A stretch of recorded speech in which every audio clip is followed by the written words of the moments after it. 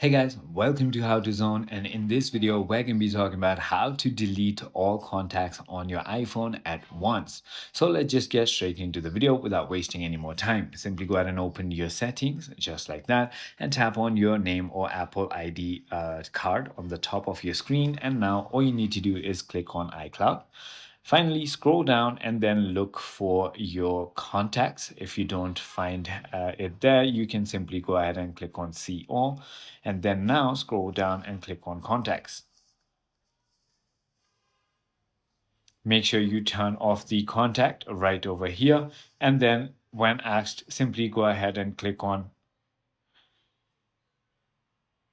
when turned off, and it will simply go ahead and ask you a question. So choose delete from my phone, and that is it. I hope this video clarifies everything for you. If you have further more queries, feel free to comment down below, and I'll see you on the next one.